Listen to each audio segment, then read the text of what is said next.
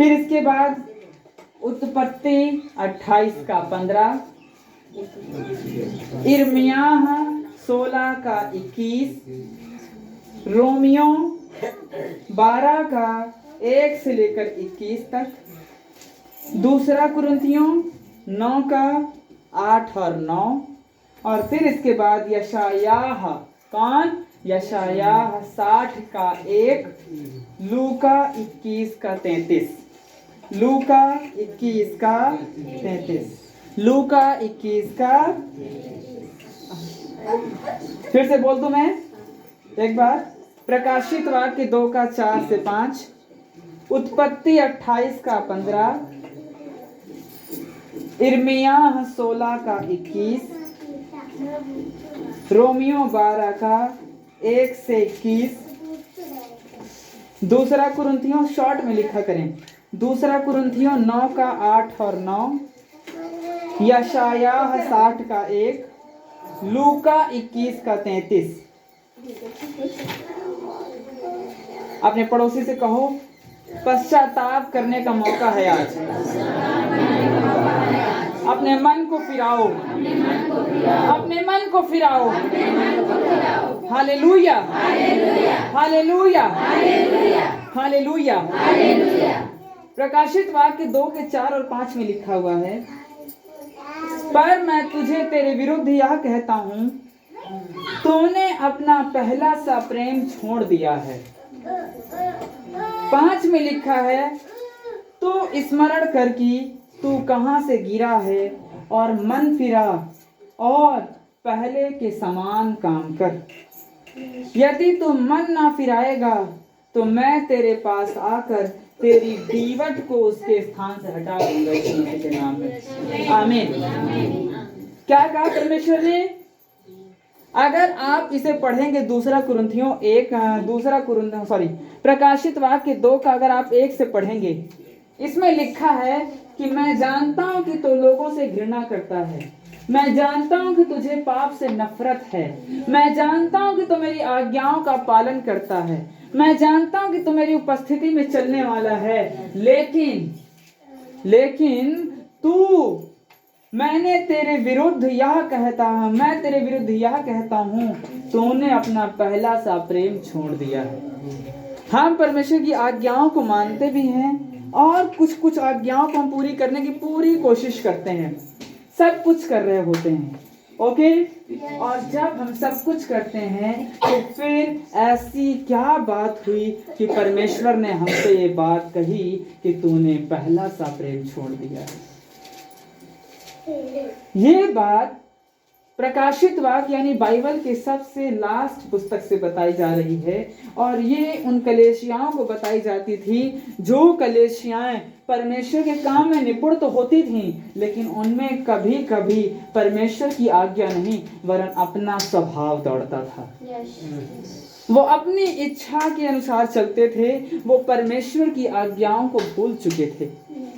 परमेश्वर ने कहा इस वचन के द्वारा, यूहन्ना के द्वारा, कि तुम जानते हो, तुम सब कुछ करते हो, तुम लोगों से घृणा करते हो, जो पाप करते हो वो सबसे घृणा करते हो, लेकिन तुम स्वयं क्या कर रहे हो? अपने आप को परमेश्वर से दूर कर रहे हो। और सोचो कि तुम कहां से गिर गए हो, और फिर अगर हो सके तो मन फिराओ, और अगर मन नहीं फिराओगे तो जो कुछ तुम्हारा स्थान मैंने यहाँ रखा था उस जगह से मैं तुम्हारा स्थान हटाकर कहीं दूसरी जगह फेंक दूंगा और तुम्हें उस जगह पहुंचने नहीं दूंगा।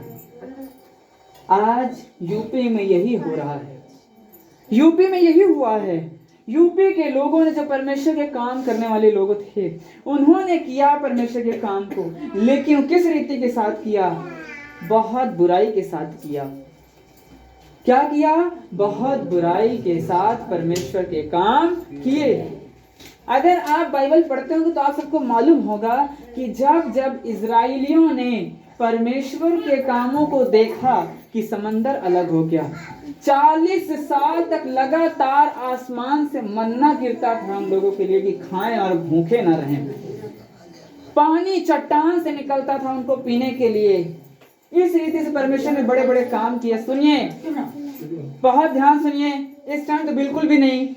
फिर इजराइलियों को परमेश्वर ने क्या किया, मिस्र देश में 10 महामारियां इतनी बड़ी बड़ी आई, लेकिन परमेश्वर के लोगों को एक भी बीमारी छू ना सकी, किसी को नहीं छू सकी ना। लेकिन तब भी इजराइलियों ने क्या किया, परमेश्वर के विरोध में पाप किया। और जब जब इजराइलियों ने परमेश्वर के विरोध में पाप किया, बाइबल बताती है कि तब तब उन्हें संकट हुआ, तब तब उन्हें तकलीफ हुई और उन्हें दुख सहना पड़ा, उन्हें लड़ाइयाँ लड़नी पड़ी, उन्हें बहुत सारी चीज़ों में अपने आप को कुर्बान करना पड़ा, बहुत सारी चीजों में कुर्बान करना पड़ा। लेकिन जब वो परमेश्वर की उपस्थिति को जान गए कि परमेश्वर में छुड़ाने वाला है और पश्चाताप करते हैं, अपने मन को फिराते हैं, तो तब फिर परमेश्वर उन्हें ताकत देते हैं और वो सारे शत्रुओं के ऊपर विजयी प्राप्त करते थे यीशु मसीह के सामर्थ्य में। आमीन, आमीन, हालेलुया, हालेलुया।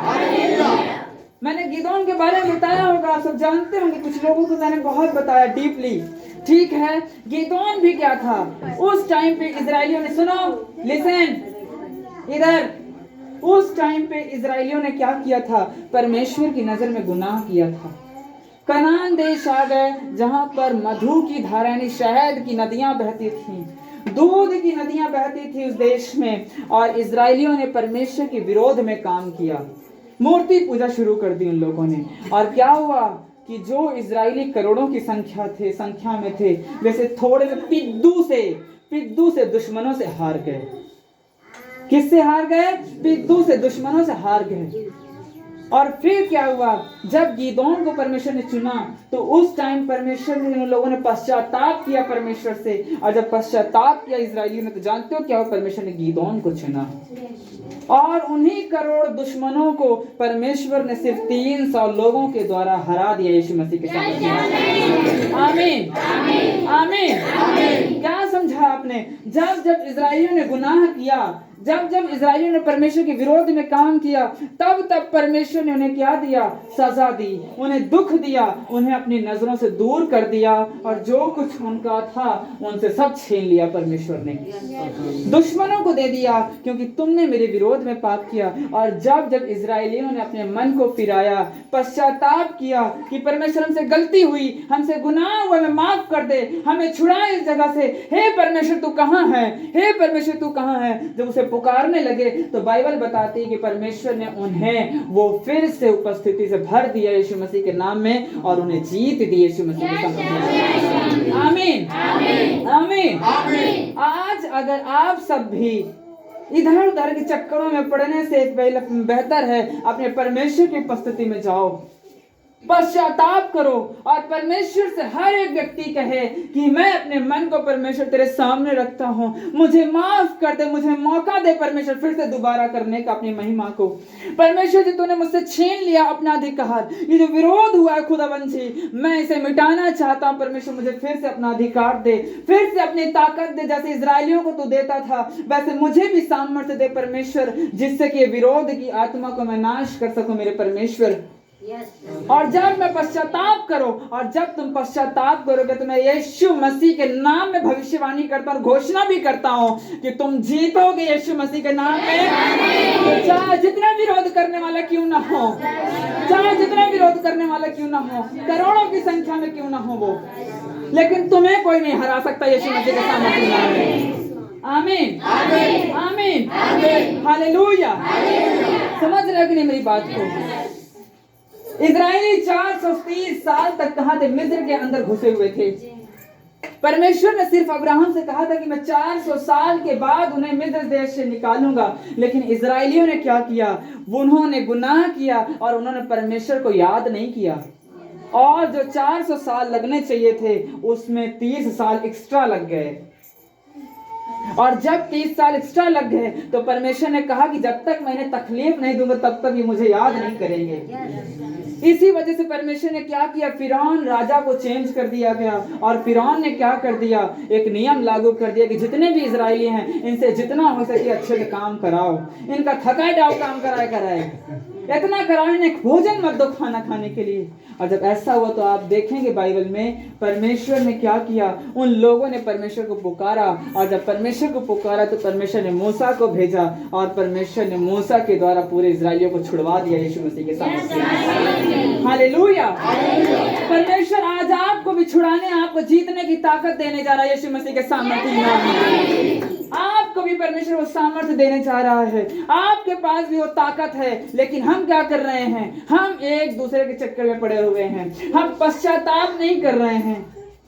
हमें परमेश्वर का जहां पर सहारा लेना चाहिए, हम वहां पर किसी अन्य लोगों का सहारा लेते हैं जो सिर्फ और सिर्फ अपने भले के लिए आए हैं और किसी काम के लिए नहीं आए हैं। Hallelujah, hallelujah. मेरी बात समझ रहे हैं कि नहीं समझ